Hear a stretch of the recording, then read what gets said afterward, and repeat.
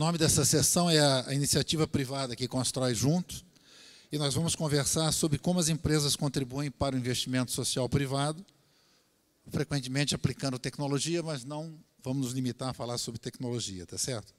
Nós vamos começar, nós temos aqui então a Vivian Muniz, que é da PwC, nós temos a Luciana, que é da Demarest, e, eu ia falar que tem eu, não.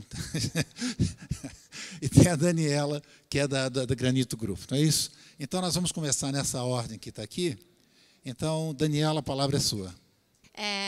Primeiro, eu queria agradecer o convite, é um prazer estar aqui. Essa sessão, penúltima sessão do dia, então imagino que todo mundo esteja cansado. Então, eu vou convidar vocês para a gente, antes de começar, levantar. Por favor, levantem-se. Dá uma, entendeu? Dá uma no ombro, espreguiça, respira fundo, porque ficar sentado o dia inteiro é difícil. Ótimo. Muito bem, vamos começar. Quando a gente fala da iniciativa privada que constrói, né, usando tecnologia, eu vou dar alguns exemplos de tecnologia, né, no contexto desse fórum, talvez abrir um pouco com essa história do ecossistema de impacto, que, na verdade, vai desde filantropia até mercado de capitais, né, a parte totalmente comercial. E, na verdade, tudo tem impacto. Toda atividade econômica afeta as pessoas, o planeta, a sociedade, e não é porque é iniciativa privada ou porque opera nos mercados de capital que eu não tenho que me preocupar com o impacto da minha atividade econômica. Eu acredito que, da mesma forma que a gente hoje em dia acha um absurdo que se podia fumar no avião, eu acho que em algum momento, no futuro não muito distante, a gente vai achar um absurdo que existiam companhias que podiam operar destruindo o planeta ou causando algum problema para a sociedade. Eu acho que logo a sociedade não vai mais permitir isso acontecer. E, na verdade, eu não acho que isso é uma coisa negativa, eu acho que isso é uma oportunidade. É uma oportunidade para a iniciativa privada, é uma oportunidade de protagonismo.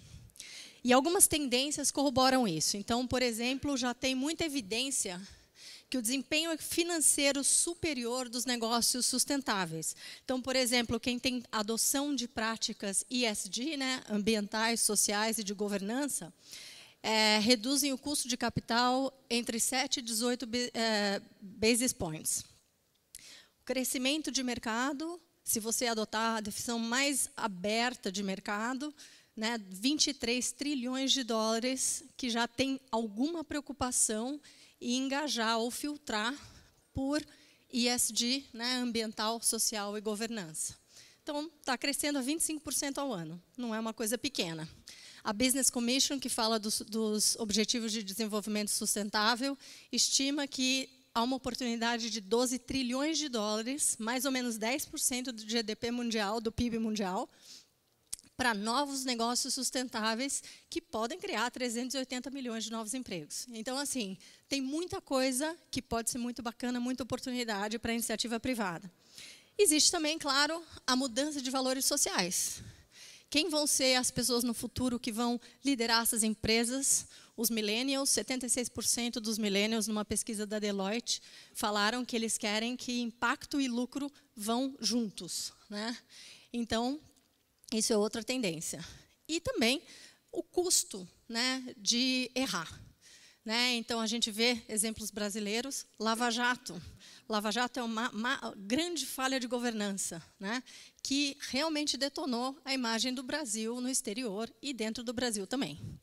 A represa de Mariana, o desastre que aconteceu, grande falha do S e do A, né, ambiental e social, que acabou com o valor daquelas companhias, mas também que causou uma grande comoção na sociedade para não permitir uma coisa dessa acontecer nunca mais, né? E espero que não. A Granito, ela foi construída vendo essas tendências como uma oportunidade de unir o lucro com o benefício social e ambiental, apoiar negócios viáveis, né, comercialmente, que também tragam esse benefício para a sociedade, para o meio ambiente. E aí é que entra o poder da tecnologia. Tanto encontrar novas soluções, mas como trazer também escala para soluções já vigentes. Então, a tecnologia tem a grande habilidade de trazer escala muito rápido para soluções boas que possam ter um impacto social e ambiental também. Então, falando de alguns modelos e alguns exemplos. Iniciativas privadas que podem incorporar um impacto positivo, elas podem fazer isso intrinsecamente. Então, por exemplo, você vai ter uma iniciativa privada de reflorestamento ou eólico, né? Intrinsecamente é uma coisa que traz um impacto positivo. Ou intencionalmente, né? Onde as empresas veem o seu papel em causar um impacto positivo na sociedade, no meio ambiente. A gente, por exemplo, está trabalhando com um fundo que é um fundo de multiativos de investimento, e eles usam inteligência artificial e machine learning para filtrar fatores ambientais, sociais e de governança, e com isso fazer investimentos que tenham menor risco e maior sustentabilidade, portanto, alcançando maior retorno. Eles já estão fazendo isso há um ano e têm conseguido realmente provar essa hipótese de que você, investindo com sustentabilidade, você também investe com maior lucro. Ou seja, até um paradoxo, né? Porque você diminui o risco, mas você melhorando a qualidade do ativo, você também aumenta o lucro. Então, esse é um exemplo. Existem também modelos de negócio criados com o objetivo de resolver um problema social. Tem uma empresa no Brasil, que eu também estou envolvida, que chama Muove Brasil, e ela usa Big Data, né, para ajudar os municípios pequenos do Brasil a equilibrarem as contas e aumentarem o impacto social para os cidadãos. E essa é uma empresa que tem um modelo onde ela visa o lucro, né, mas é um lucro menor. Então, assim, tem um equilíbrio entre lucro e impacto social, né, nesse caso. Outro modelo, modelos que funcionam em lockstep, que são modelos onde o melhor desempenho comercial também implica no maior impacto social, por exemplo. Tem uma empresa no Reino Unido que se chama Winnow. Ela é uma empresa que ela ajuda a reduzir o desperdício de comida, e a venda dessa plataforma é uma solução tecnológica que examina todos os menus de restaurantes, de catering, de várias empresas, e através da análise do menu elas mandam como essas empresas podem economizar. Então, à medida que elas vendem a solução comercial delas, elas também diminuem o desperdício de comida, que é um grande problema, né, mundialmente. Outra, por exemplo, modelos que nem pensam nessa dicotomia, por exemplo, entre lucro e impacto. Tem um fundo também novo, que é baseado tanto na França quanto no Reino Unido, que se chama Future Positive. E a ideia deles é um fundo de venture capital que investe em empresas de inteligência artificial, machine learning, robótica, genética, mas empresas que querem endereçar grandes problemas sociais. Então, por exemplo, eficiência energética, consumo sustentável, futuro da agricultura. E eles, um dos investimentos desse fundo é uma empresa que eu adoro, ele chama What 3 Words. Alguém conhece essa empresa aqui? Alguém já ouviu falar? É uma empresa de geolocalização moderna, que não tem número, não tem símbolo. Ela divide o mundo inteiro em 3 metros por 3 metros, e cada 3 metros tem 3 palavras. Então, por exemplo, eu posso estar nesses 3 metros aqui, esses 3 metros chamam macaco, cadeira e boné. E, através disso, eles conseguiram localizar e dar localização para 4 bilhões de pessoas no mundo que não têm acesso e não conseguem ser alcançadas por nada. Então, super ideia simples, muito interessante, tecnologia fazendo a coisa ficar viável, iniciativa privada também. E, finalmente, eu acho que é interessante mencionar, né, que a participação do governo também como agente de mudança em modelos híbridos para desenvolver esse mercado. Por exemplo, na Inglaterra também, e desculpa, eu sou baseada em Londres, então estou trazendo todos esses exemplos ingleses, mas o Big Society Capital foi uma iniciativa do governo britânico, é o primeiro fundo de investimento social, e ele foi 600 milhões de pounds, né, quase mais de 3 bilhões de reais, que foram mais ou menos metade da iniciativa privada, dos bancos, né, privados, e metade do governo, para fomentar o mercado de investimento de impacto, para fomentar os negócios sociais na Inglaterra. E isso já faz uns 6, 7 anos, isso está sendo muito bem sucedido. Claro que aqui no Brasil eu sei que a gente desanima quando fala de governo, mas eu acho que é sempre legal pensar e repensar como é que a gente pode trazer essas soluções para cá também. Enfim, eu vou concluir, eu tenho 19 segundos para falar que eu acho que a sociedade está mais do que pronta e a oportunidade está aí. Eu acho que tem uma oportunidade para a iniciativa privada ter um grande protagonismo na área de impacto social e ambiental. Eu acho que esse protagonismo é a oportunidade desse momento. Eu acho que daqui a pouco vai ter uma integração, eu acho que isso vai virar mainstream, eu acho que todas as organizações vão ser cobradas pela sociedade, que elas tenham esse impacto positivo. E eu acho que muito rápido, alguém nos painéis anteriores falaram de exponencial. Eu acho que isso também, de certa forma, tem um elemento exponencial, porque eu acho que vai chegar um momento que as empresas que perderem o barco não vão ter mais licença para operar. Então, eu acho que esse é o momento de poder se destacar e fazer alguma coisa de valor. Mas também dizendo, só para terminar, que a iniciativa privada não faz tudo, né? Tem modelos que não funcionam com a iniciativa privada. O papel da filantropia continua sendo essencial e o papel do governo também. Então, é todo mundo trabalhando junto para que isso aconteça da melhor forma. Obrigada. Bom, fiquei super feliz com o que você falou, né? Falou algumas palavras que soam como música para mim, falar em ESG, falar em licença social para operar, falar em externalidades positivas.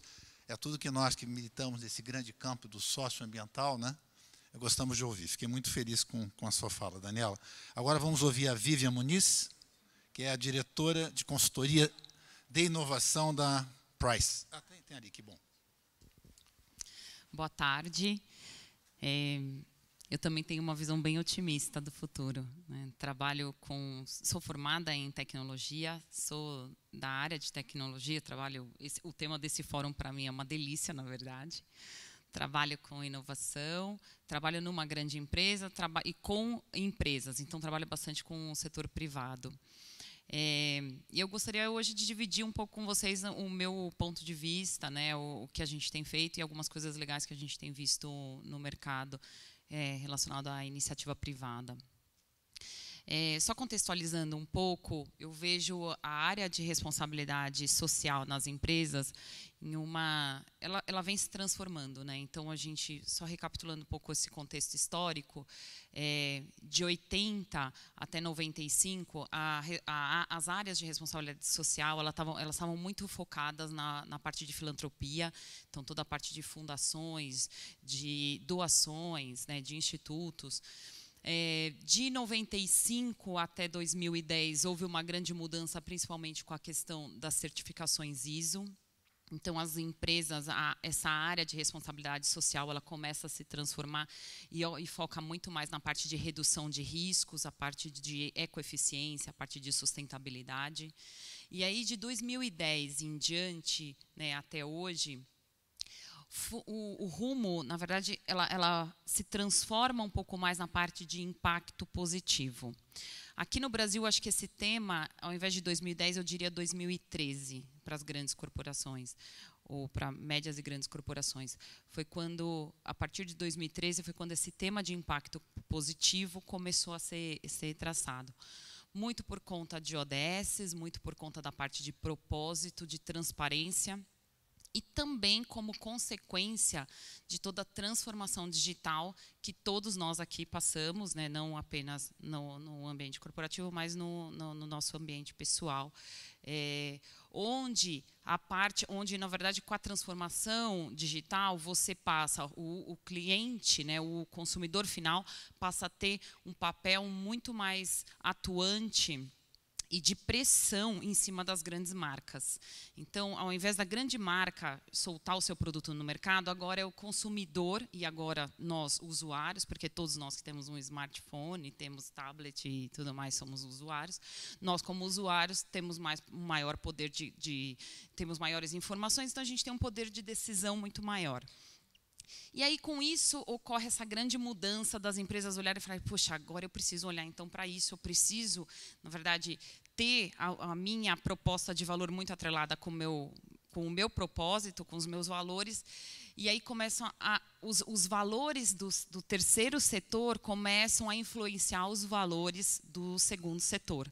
Então, quando a gente começa a falar de lucro versus propósito, quando a gente fala de resultados versus felicidade, e inclusive de escolhas de funcionários, em relação a qual empresa que ele quer trabalhar, né? Hoje, uma grande questão das grandes empresas é que, na parte de talent acquisition, na parte de recrutamento e seleção, o número de vagas é maior do que o número de pessoas que estão disponíveis a entrar naquelas empresas.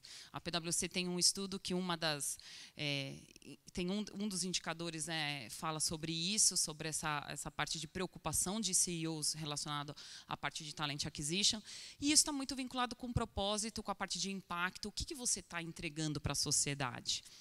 Então, a gente realmente está num momento de transformação. A gente fala muito na parte de tecnologia, de inovação, mas é um momento de transformação. E isso faz com que as empresas tenham que se inovar, o mercado tem que se inovar, e aí surgem soluções que podem ser pequenas, pontuais, mas que são incríveis e que começam a movimentar um pouco mais esse ecossistema e, principalmente, essa relação de ganha-ganha, né?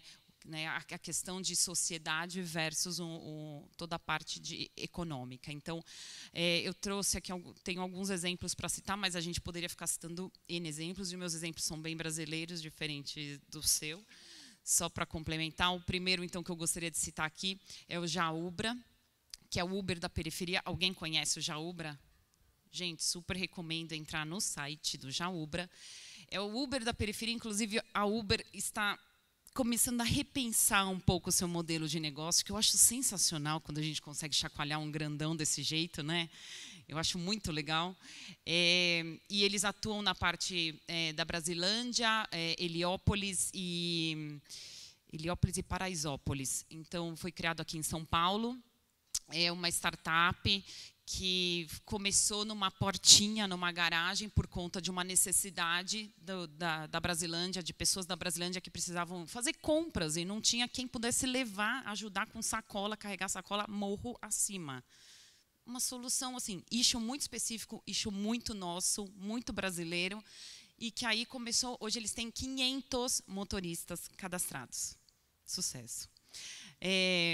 Uma outra que eu acho muito bacana de compartilhar com vocês é o do Banco Maré, que foi criado no Complexo da Maré. Acho que esse talvez seja um pouco mais conhecido, não sei se vocês conhecem. Eu tentei trazer algumas coisas não muito conhecidas, tá? Para a gente poder compartilhar aqui.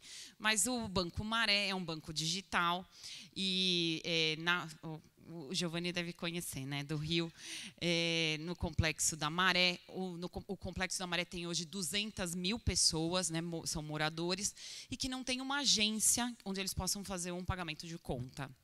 Quando eles precisam pagar uma conta, o que eles faziam antes? Eles tinham que pegar um ônibus, ir até um bairro vizinho, procuravam uma casa lotérica, uma agência, pagavam, voltavam de novo, né, de ônibus e tal, e chegavam em casa. Sim, não faz sentido.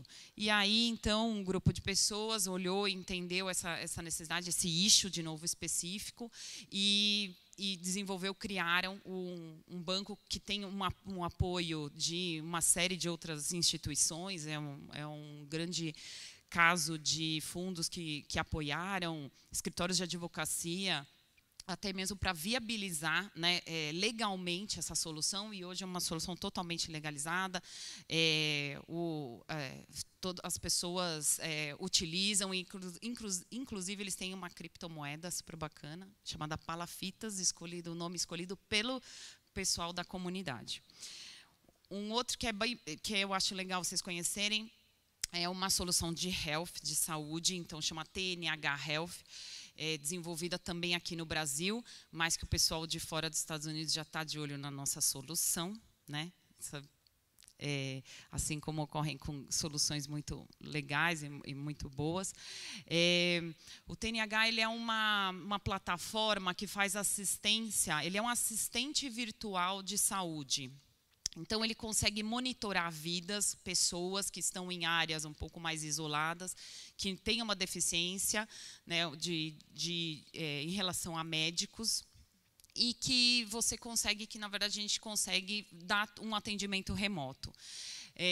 Fora isso, ele faz muito acompanhamento preventivo, ele tem inteligência artificial, um chatbot, ele é, assim, uma solução bem completa, né, tecnologicamente falando, uma série de soluções foram colocadas e foram desenvolvidas, então ele é bem completo.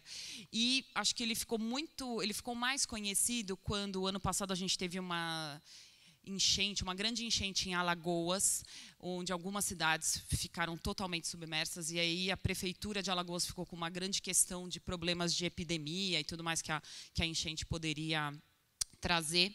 Em 3 dias eles conseguiram cadastrar 70% da população dessas cidades e começaram a fazer todo o monitoramento remoto, começaram a avaliar com antecedência quais famílias começariam a ter algum sintoma de algum tipo de doença e já prepararam todos os hospitais da região, informando quantos pacientes teriam a possibilidade de entrar nesses hospitais nos próximos dias.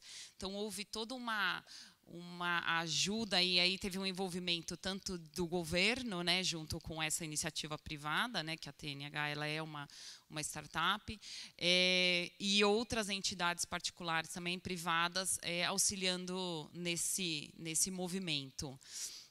E acho que eu teria mais, mas assim, o tempo está acabando. Enfim, eu acho que a gente tem uma série de soluções, coisas muito simples, muito brasileiras, muito nossas, e que as grandes empresas estão olhando para isso. No portfólio de inovação das empresas, antes era muito focado apenas em projetos relacionados a ganho de market share e ganho de receita, e agora esse portfólio começa a ser mesclado também com projetos desse tipo. A gente está caminhando ainda nisso, mas eu já vejo, né, trabalho bastante com a parte de inovação, as empresas querendo fazer um mix nesse seu portfólio. Eu acho que essa é uma grande tendência do Brasil, acho que essa é uma grande tendência. Vocês trabalham em institutos, né, com grandes empresas, eu acho que é uma forma, inclusive, de vocês começarem a se aproximar com áreas, com as áreas de negócio. Então, acho que essa é uma grande tendência. E eu acho que a gente tem que usar a transformação digital, por fim, só para terminar, usar a transformação digital de uma forma, e toda a parte de tecnologia, de uma forma muito pessoal, né? Eu acho que a tecnologia ela é um meio, mas ela é... E olha que eu sou formada, é difícil para mim, né? Está aqui, ó, tá aqui dentro, TI, né? Está dentro de mim. Mas... a gente tem que usar como um meio. Na verdade, a gente usa isso para resolver grandes problemas de pessoas, né? E a partir disso, a gente nunca pode perder essa conexão e essa relação com o humano. Então, eu vejo realmente todo esse movimento muito positivo, e acho que a gente tem bastante trabalho pela frente. Vivian. Bom, mais um depoimento extremamente otimista, né, muito positivo, como foi o seu também. É interessante isso. Eu estou achando curioso o seguinte, né, eu sou o único homem aqui na frente, essa história de diversidade, eu estou me sentindo inferiorizado, pelo menos do ponto de vista do gênero, e elas são muito jovens, né? É curioso isso, parecem minhas filhas. Vocês se comportam que eu... Enfim. Mas interessante, falou dos ODS também, falou de transformação, falou dessa história de propósito. Quer dizer, coisas muito gostosas da gente ouvir, e eu sempre fico na dúvida o quanto disso é significativo, pensando na economia mundial e na nossa economia, quanto tem um pouquinho de wishful thinking, em termos de qual é o real peso disso na economia real. Então, eu vou fazer um pouquinho de contraponto aqui, em relação a esse otimismo maravilhoso que vocês estão mostrando. Vamos ver se a Luciana vai na mesma linha. Tá bom, Luciana, por favor. Obrigada, Aron. Bom, boa tarde, um prazer enorme estar aqui com vocês. Obrigada ao IDES pelo convite. Eu sou sócia do Demarest Advogados, que é aqui no prédio, então, vizinhos aqui, dentro do Instituto Otaki. Sou sócia de fusões e aquisições, de M&A, mas não vou falar de M&A hoje para vocês. Eu estou aqui com o chapéu de head do grupo de responsabilidade social corporativa do escritório. A área de responsabilidade social corporativa engloba 3 frentes, né, que é pro bono, responsabilidade social e diversidade e inclusão. Eu vou começar falando um pouquinho do nosso grupo de responsabilidade social. Eu fui convidada em 2007 para assumir o grupo, funcionava mais como um voluntariado mesmo, então pessoas do escritório administrativo e jurídico poderiam fazer parte do grupo. Era um grupo bem ativo desde 2007, desde que eu assumi, todo mundo com muitas ideias, todo mundo muito apaixonado pela causa, mas as pessoas traziam, né, instituições que a mãe trabalhava, a tia trabalhava, então a gente sempre fez campanhas, então a gente fazia o RS 360 graus, que a gente traçava o ano inteiro quais seriam as campanhas que a gente iria fazer. Campanhas para arrecadar mesmo, então, filantropia, doações, a gente fazia campanhas para arrecadar para asilo, então, voltado para a causa dos idosos, campanha para crianças, então a gente apoia a Casa do Pequeno Cidadão, o Pequeno Cotolengo, campanhas para saúde, então câncer, crianças, né, GRAAC, TUCA, causas também para animais, né? E assim vai. Para a Unibis também, no Natal a gente sempre faz, esse ano a gente fez 450 sacolinhas para as crianças da Unibis, então eu fui entregar em dezembro de 2017, foi uma graça receber as crianças e tudo mais. No MEC Dia Feliz da GRAAC também, aí tem causas para a saúde, Setembro Vermelho, Outubro Rosa, Novembro Azul, né, que é para câncer de próstata, mama e para o coração. E assim ia, até que a gente percebeu que a gente tinha que ter uma direção, que a gente tinha que focar e fazer algum investimento de impacto. Aí a gente se reuniu e falou, o que a gente vai apoiar? São tantas causas, né, que a gente ama e gosta, a gente optou pela educação. Fomos procurar escolas no entorno do escritório, visitei várias escolas públicas, então esse programa do governo do Estado de São Paulo de adoção efetiva, encontramos uma escola, eu fiquei apaixonada pela escola, principalmente por causa da diretora, que era uma senhora assim, que dedicava a vida dela àquela escola, estava há 40 anos na escola, e as crianças também, é uma escola de ensino fundamental. A gente então fez uma parceria com o governo do Estado de São Paulo, essa adoção efetiva, então a gente adotou a escola Vitor Oliva, que fica aqui pertinho, na rua Uvilândia. Adotamos a escola e aí a gente falou, bom, então e agora o que a gente vai fazer? Reunimos com a diretora e vimos tudo que a escola precisava, desde reforma do telhado, que tinha goteira na escola inteira, reforma nos banheiros, doamos cadeiras, computadores, tudo que as crianças precisavam. Você se apaixona, né? Você vai lá, você vê aquelas crianças, você quer fazer cada vez mais. Então, o nosso grupo de RS falou, vamos fazer, então, alguma coisa, vamos lá, vamos dar aula de inglês para as crianças, vamos ceder nossa bibliotecária para arrumar a biblioteca deles, vamos emprestar o nosso pessoal de TI para dar um jeito lá na informática, dar aula de computação para as crianças. E assim ia, as ideias iam aparecendo.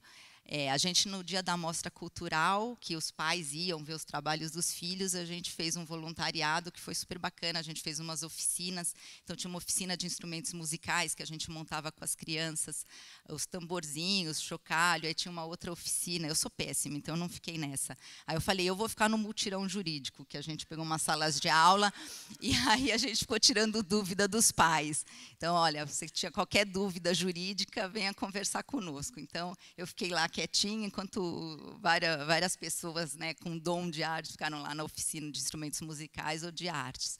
Então, são essas pequenas coisas, parece pouco, mas se cada um fizer um pouquinho, né, gente, eu acho que faz uma grande diferença. Então, eu olho aquele escritório enorme, Demarest tem mais de 800 pessoas, pô, vamos fazer alguma coisa para o bem, né? Vamos tentar reverter para uma causa legal.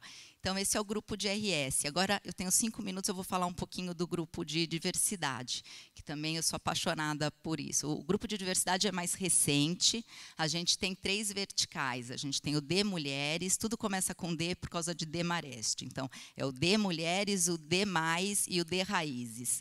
O D Mulheres, como o próprio nome diz, é de empoderamento feminino, né, de equidade de gêneros. O D+, é o de LGBT+, e o D Raízes é voltado para a inclusão racial.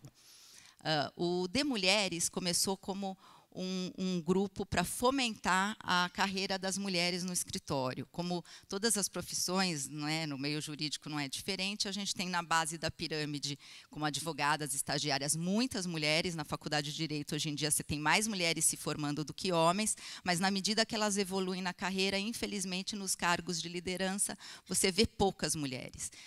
Nós temos 1/3 do nosso quadro de sócios mulheres, o que é bom comparando com vários escritórios, mas a gente acha que a gente ainda tem muito para melhorar. E nesse 1 ano que a gente lançou o De Mulheres, que foi lançado no dia 23 de agosto de 2017, a gente já teve vários achievements, assim, que eu tenho muito orgulho de dizer. A gente fez a salinha de amamentação, a gente estendeu a licença maternidade para 6 meses e a paternidade para 20 dias, né? Aderimos à empresa cidadã. Temos o programa de part-time para as advogadas e advogados que queiram ficar mais tempo com os filhos ou se dedicar ao pai que está doente, não precisa necessariamente de maternidade, né? Porque nem todo mundo é mãe. Então, esse é o De Mulheres, e a gente vem promovendo várias rodas de conversa, de discussões. O Demais foi um grupo também que a gente formou, teve uma adesão incrível, e a gente também assinou aquele de Empresas Livres e Iguais, do Reinaldo Bulgarelli, que eu recomendo a todos, que vale a pena. E para o De Mulheres, a gente é signatário do ONU Mulheres, dos 7 princípios do empoderamento feminino também. Tá? E o De Raízes é o mais recente, a gente lançou agora no dia 16 de agosto, que ele tem também por missão, né, trazer mais negros para os escritórios de advocacia. A gente percebeu que isso era uma deficiência, que a gente não tinha negros quase nos escritórios, nos grandes escritórios. E aí uma iniciativa do CESA foi o projeto Incluir Direito, que foi parceria com o Mackenzie, da Argentina, na universidade, fornecer curso de inglês, português, soft skills, para que esses jovens negros pudessem fazer parte dos grandes escritórios de advocacia.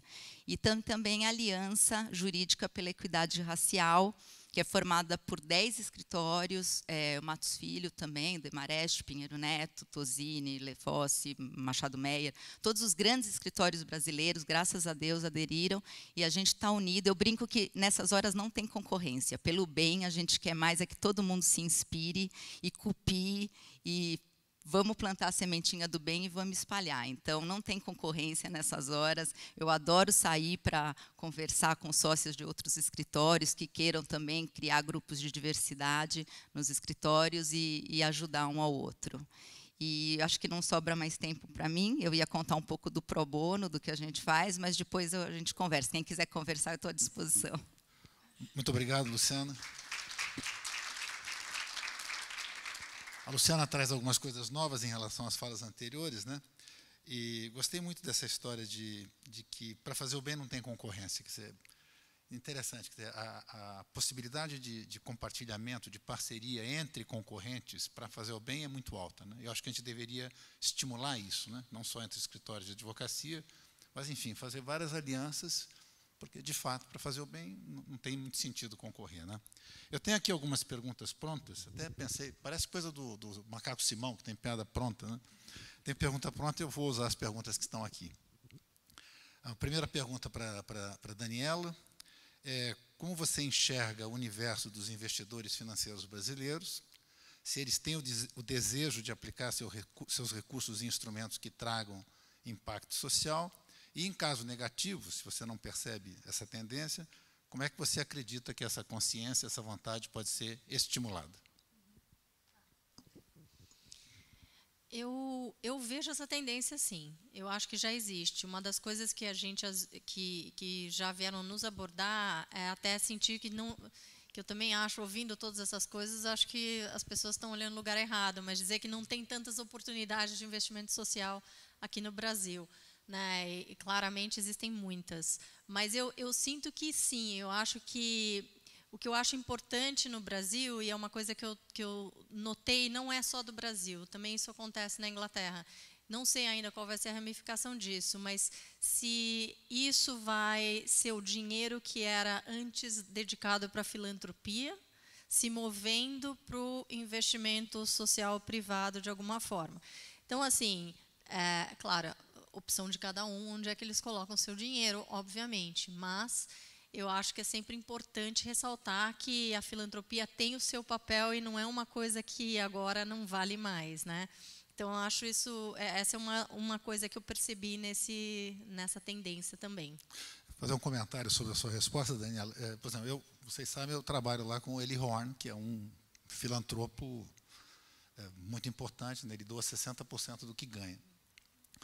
E é interessante o que você falou, se há uma concorrência entre investimento social e negócio de impacto. De fato, o que eu estou fazendo agora é tentando convencer o Eli a pegar um pedaço. Eu falo para ele, eu não estou dizendo para o senhor mudar esse troço aí, mas pega 5 dos 100 que você aplica e vamos colocar em negócio de impacto. Quer dizer, eu acho que sempre vai haver espaço para filantropia pura. Tá negócio, tem hora que você tem que ajudar aquelas pessoas e não dá para transformar em negócio. Mas eu acho que uma boa parte daquilo que a gente faz hoje como filantropia pode ser feito como negócio de impacto. É aquela história do Yunus, né? O dólar que você dá para a filantropia, você dá uma vez só. O dólar que você coloca num negócio social, ele gira para sempre. Então, sempre que a gente puder identificar a oportunidade de migrar para negócio de impacto, eu acho que faz sentido. Eu acho que faz sentido. Sempre vai haver espaço para a filantropia tradicional. Pergunta para a Vivian. O que é que você considera, Vivian, o maior desafio para o desenvolvimento dos negócios sociais no Brasil? Nossa, são vários, né? Acho que a gente tem... eu acho que, em geral, no Brasil, a gente tem uma questão... Obviamente que a gente tem uma questão de governo, né, que ainda, com pouco apoio, um olhar ainda muito tímido, apesar de muitas iniciativas individuais, mas assim, muito tímido relacionado a criar uma rede mesmo e interagir com todo o ecossistema. Eu acho que quando a gente começar a aproximar governo, iniciativa privada e incluindo o terceiro setor, eu acho que a gente vai ter um ganho muito grande. Eu acho que a gente ainda tem as iniciativas muito isoladas. E acho que a gente tem que evoluir bastante em relação a isso. Uma outra questão que eu acho importante é a questão da inovação, voltando para o tema de inovação e tecnologia, é a questão da inovação muito focada para resolver um issue pessoal e não um issue social. E que isso é uma cultura que a gente assimilou, né, de fora, muito até mesmo do Vale do Silício, que é um polo de inovação muito grande, mas que até mesmo o próprio Vale do Silício hoje ele está sendo questionado, e não sou só eu que digo isso, existem diversos estudos sobre isso, que é um polo de inovação que, na verdade, já não está virando mais a grande referência, porque ele faz uma inovação muito concentrada. Concentrada exatamente, não para a grande maioria, né, para a maioria, porque não vou nem chamar de minoria, porque essa população, a população que a gente está falando de impacto social é para a grande maioria, e ela está muito isolada, na verdade, com os mercados mais ricos ou com aqueles núcleos que têm uma condição social um pouco melhor. Então, eu acho que essa mudança de mindset também nossa, né, da questão da inovação, ela também é um grande desafio e eu acho que ela é cross a todos esses players, entendeu? A todos esses envolvidos no ecossistema. Provavelmente todo mundo aqui conhece aquela série aquela ONG, aquela organização social chamada Story of Stuff. E a Story of Stuff, quem não conhece, entra lá, storyofstuff.org, tem um monte de filmes muito bacanas, né? E eles têm um filme muito interessante, um filminho dos que eu mais gosto, que é Story of Solutions. A Story of Change, a Story of Solutions, eu não lembro agora, é um desses, em que eles falam uma coisa muito interessante. Imagina o seguinte, se esse povo lá, que desenvolve tecnologia para fazer um celular, um iPhone cada vez mais sofisticado, mais isso, mais aquilo, toda aquela inteligência, todos aqueles cérebros maravilhosos voltados para fazer coisas que provavelmente a gente não precisa, tá certo? Estivessem voltados para resolver problemas sociais. Aquele capital fantástico intelectual, tentando, como é que nós vamos fazer saneamento básico mais barato? Como é que nós vamos enfrentar a questão do racismo no mundo, no Brasil, em qualquer lugar? Aqueles gênios todos focados em resolver problemas sociais. Eu acho que ia faltar problema. Ia faltar problema. Realmente precisa ver onde é que esses caras estão focados, tá certo? Aron, só um comentário a respeito disso. Eu acho que tem o reverso disso também. A gente precisa criar o ecossistema para as pessoas de raiz e de base poderem desenvolver as tecnologias, porque quem está vivenciando o problema consegue ver a solução. Sim. O pessoal do Vale do Silício não vai ver solução para problemas que eles não reconhecem. Não é parte da vida deles, não é parte do problema deles. Então, a capacitação das pessoas que vivem o problema, na outra organização que eu trabalhei, a gente trabalhou com ex-prisioneiros, com pessoas de renda baixíssima, e que eles criavam negócios que solucionavam o problema deles. Então, assim, você tem que equipar essas pessoas e capacitar para que elas possam fazer isso, não achar que o Silicon Valley tem a solução para o mundo inteiro. Bem colocado. Deixa eu fazer uma pergunta agora para a Luciana. Luciana, talvez seja a hora para você falar do pro bono, tá certo? Não necessariamente, mas a pergunta que está aqui é a seguinte: qual seria a maior contribuição que os escritórios de advocacia poderiam fazer pelo social? Qual você acha que, pensando como escritório, no seu core business, qual é a maior contribuição que vocês e todos os outros escritórios podem fazer pelo desenvolvimento social? Sim, sem dúvida. Pensando pelo core business, o que faz mais sentido um escritório de advocacia fazer é prestar serviços jurídicos gratuitos, né? E isso é o que a gente chama do pro bono. O pro bono, hoje em dia, graças a Deus, eu vejo vários escritórios prestando, então é uma prática que tem sido muito difundida no Brasil. Eu trabalhei em Nova York em 2000 e lá era muito comum fazer pro bono. Na verdade, todos os associates eram obrigados a fazer X horas de pro bono por ano. Então, todo mundo ficava desesperado procurando trabalho pro bono para fazer, pedindo para os sócios. E aqui no Brasil eu vejo isso crescendo muito. Eu vejo também, por exemplo, nas feiras de estágio que a gente participa, tem lá os estandes de vários escritórios, a gente tentando recrutar lá os talentos, e as perguntas que eles fazem, essa nova geração, eles estão muito interessados em saber se o escritório tem pro bono, se eles vão conseguir fazer trabalhos pro bono, além de diversidade também e responsabilidade social. Mas, como você falou, o core business de um escritório de advocacia é prestar serviços jurídicos, né?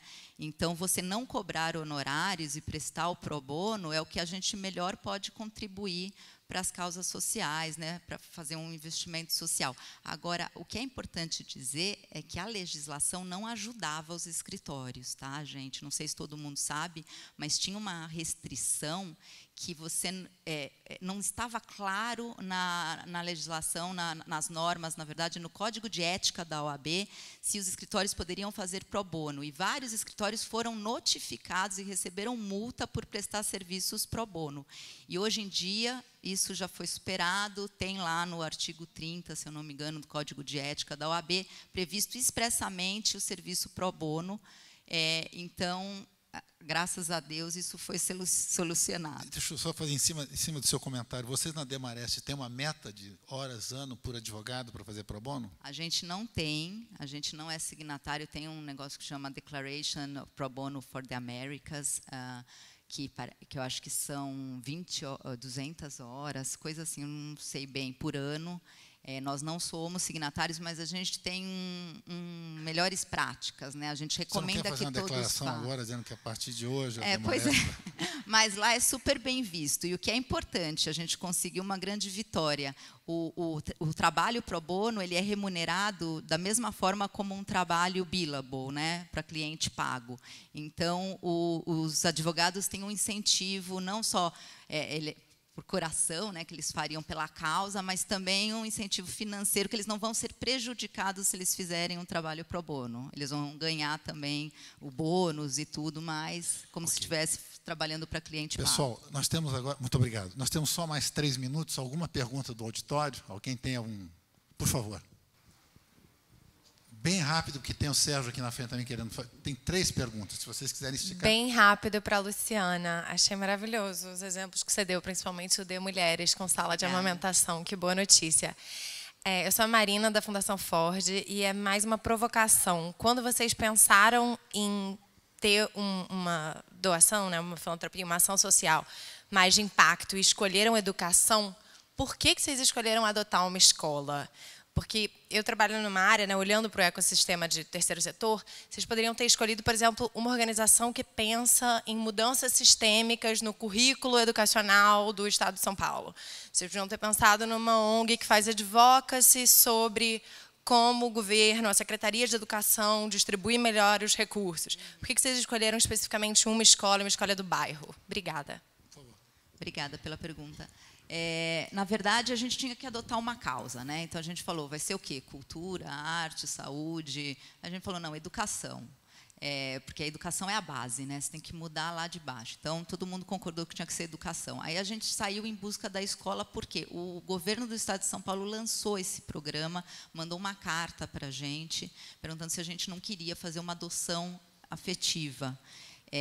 Então, por isso que a gente foi. Mas eu acho as suas ideias brilhantes, porque eu acho que você tem que realmente mudar alguma coisa. Mas, quando eu fui visitar a escola, eu fiquei apaixonada. Eu não consegui não ajudá-los. Foi isso. Okay, certo.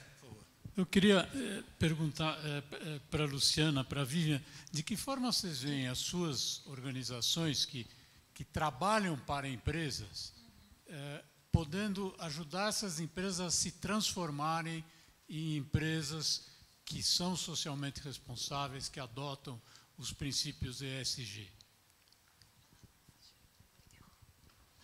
Essa é minha luta diária, esse é meu trabalho. Exatamente é isso que eu faço. Eu acho que essa questão e essa discussão nas empresas, ela está mais quente, vamos dizer assim, de 2017 para cá. Até então era muito tímido, era uma outra conversa, mas de 2017 para cá isso ficou mais forte. E ficou ainda mais forte quando esse ano o Larry Fink, que é o CEO da BlackRock, que eu imagino que uma grande parte de vocês conheçam, que é o maior fundo, na verdade é o maior gestor, a BlackRock é a maior gestora de patrimônios do mundo, né, com 6 trilhões de dólares. Ele soltou uma cartinha muito simpática para todos os CEOs das empresas geridas por eles, falando que ele ia rever o portfólio de investimento, não olhando unicamente que a partir de agora ele ia olhar aquelas empresas não somente com o viés de financeiro, né, de resultado financeiro, mas também de impacto positivo. Isso deu um chacoalhão nas empresas. Isso fez com que assim, as corporações, as empresas, e aí eu falo da própria PwC que eu trabalho, posso falar, né, da empresa que eu trabalho, existe uma certa sinergia, né? Assim, elas são meio, não sinergia, elas são muito, é muito difícil, na verdade, de você conseguir mudar empresas tão grandes desse tipo. E essa carta ajudou a dar esse empurrão. Então, eu acho que esse tipo de discussão começa a ser discutido agora, não mais nas áreas de responsabilidade social, mas nas áreas de negócio. Ou seja, como eu crio produtos e serviços, e é por isso que está vinculado com inovação, que é com que eu trato, como é que eu crio produtos e serviços que realmente eu trago algum impacto positivo. Eu acho isso muito legal, fantástico. Pessoal, sua pergunta, por favor. Vivian, para você minha pergunta, meu nome é Charles, eu sou da Operação Sorriso, eu sou ex-Ernest Young de alguns anos. Companheiro. E eu não me lembro da gente nunca ter feito serviço pro bono. E eu acho que as consultorias têm uma contribuição muito grande de melhoria de processo, principalmente para as ONGs. É isso aí. A gente tem pro bono, eu estou num pro bono agora com o Banco BS, Banco Suíço. Eles têm um prêmio muito bacana, que é o prêmio Visionaries, onde eles selecionam startups de impacto social. E a gente vai fazer uma mentoria da vencedora, que ainda não saiu o resultado. Sai no final desse mês. E a gente faz a mentoria dessa startup e ajuda, na verdade, a startup que é um negócio de impacto, a se estruturar, a crescer e a ir para o mercado, inclusive, para buscar investimentos maiores. A PwC não tem também um valor anual específico de pro bono, né, que a gente precisa, que a gente segue, mas é escolhido. Hoje em dia, a escolha disso, a gente tem vários projetos de auditoria, né, relacionado a pro bono. A gente tem uma sócia da auditoria aqui presente também, da PwC, e também relacionado a isso, mas normalmente a seleção do pro bono na PwC está muito vinculado com o propósito da PwC, né? Se a gente vincula isso, se faz sentido com o propósito, a gente entra nisso. Se não, aí a gente não entra. Bom, tá? Muito obrigado. Pessoal, vou ter que encerrar e aparentemente o tom dessa conversa dessas três moças maravilhosas me lembrou aquela frase, né? A frase em inglês, que meaning is the new money and purpose is the new profit. Eu espero que isso de fato vire realidade. Muito obrigado.